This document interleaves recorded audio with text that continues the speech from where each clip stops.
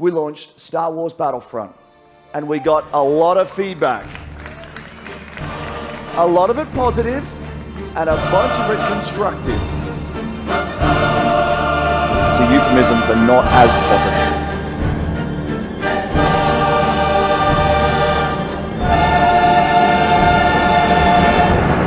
Alright guys, this may come as a shock to you, but EA bad.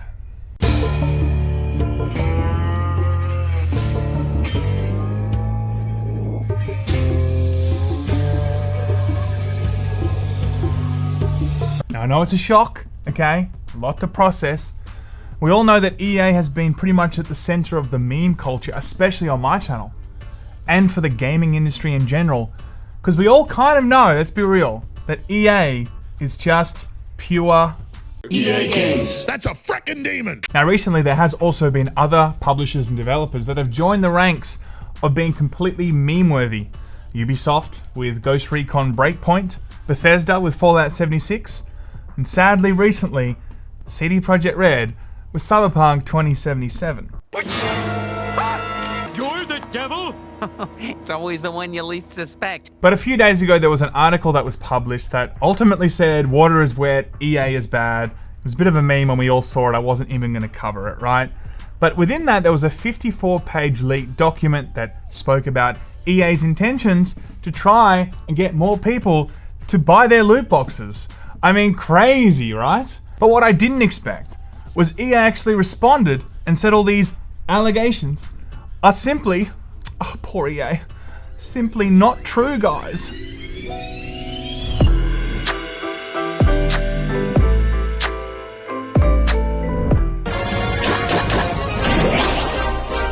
Okay, quick backstory. Where do we actually start with all this? EA actually first showed up in the Bible as the serpent in the Garden of Eden who offered the apple, and since then it's created FIFA Ultimate Team, one of the most predatory and disruptive monetization strategies in gaming. On top of that, once other publishers and developers started seeing how successful the whole Ultimate Team loot box garbage was really being, we started seeing it pop up in other games like Overwatch, for instance, and many others.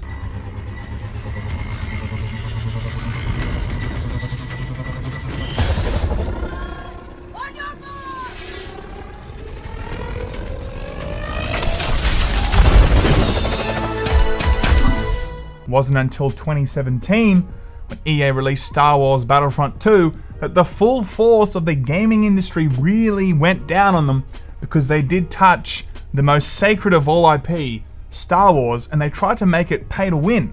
But a few days ago, a leaked document started doing the rounds, and of course, it showed exactly what we already know about EA, that they want to try and make you spend as much as possible. They want to suck as much money as they possibly can out of you. Of course, Twitter and Reddit were all hugely surprised when we found out this information. So much so it was a giant meme. I didn't even cover it. I thought, what's the point? Everyone already knows this. The leaked 54-page document comes from the company's sports division in Burnaby, where a team works on EA's hugely profitable FIFA soccer games. It appears to be a presentation featuring numerous slides with bullet points about the release of FIFA 21 and was shared internally. It discusses the mode of play that lets players buy loot boxes within the game to improve play or increase their chances of winning, such as by adding a better player to their team. It says that the mode that allows loot box purchases, called FIFA Ultimate Team, is the cornerstone of the game. We are doing everything we can to drive players there, a bullet point close to the top of the document says. Now again, I didn't cover the story because it was a giant meme, and we already know what EA's up to. We already know what they do, we already know how they think, and we know that they want to make as much money as possible off predatory gambling and loot boxes, okay? That isn't a secret. And I thought it would just be filed away with all the other damning articles that we've seen about EA, and we would just go about our business. But what I didn't expect was EA actually has responded to this article and has said, guys, you've got it all wrong. You've got it all wrong. Let us explain. We seek every day to provide our players with content choices that fuel their excitement and connection to the sport and their friends, which is why we're so disappointed in a recent media report about FIFA Ultimate Team, which ignored important information and context.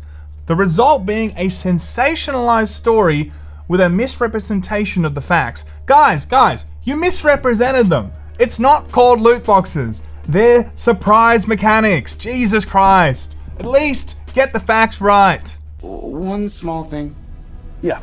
When you bring me out, can you introduce me as surprise mechanics? Send in the clowns. They continued with the facts are. Now I won't go into the entire thing, but I'll leave it on the screen so you can read through it. The important thing here, I thought, was we do not push people to spend in our games. Where we provide that choice, we are very careful not to promote spending over earning in the game. And the majority of our FIFA players never spend money on our in-game items. We know this.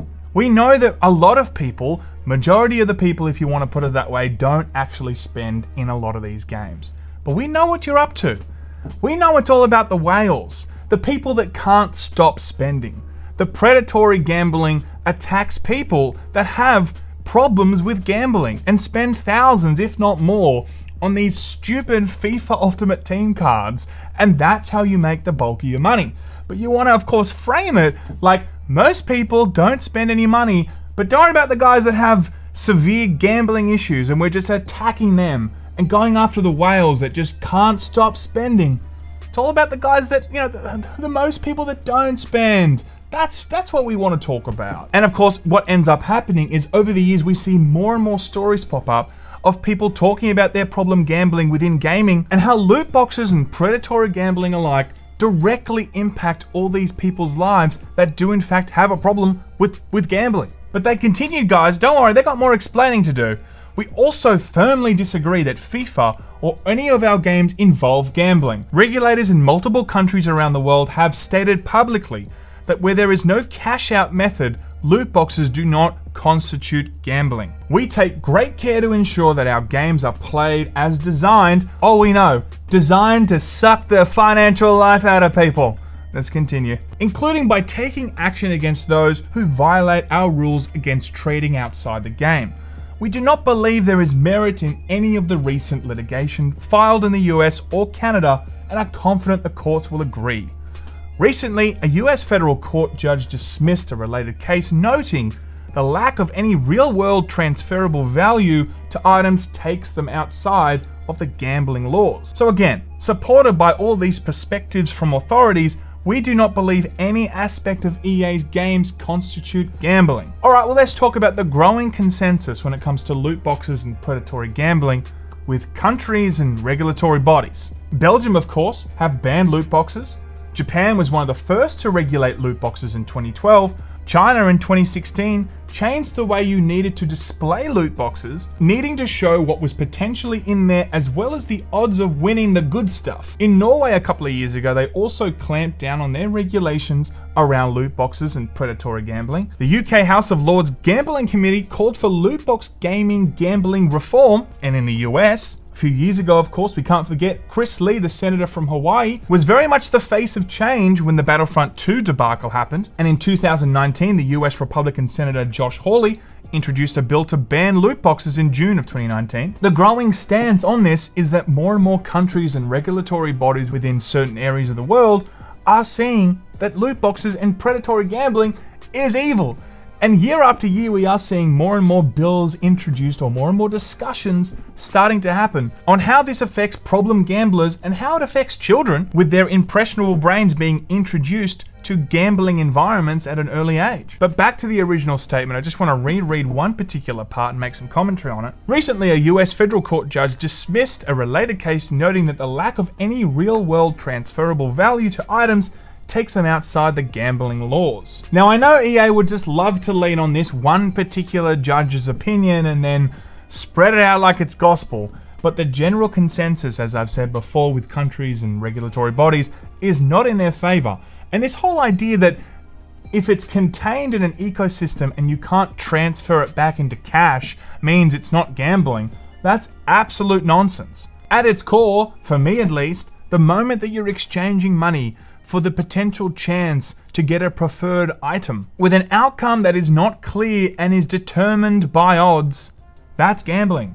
And if that's the way the particular gambling laws look upon gambling, well, it's clear you need to change the way you look at gambling. I feel like we've covered this so many times.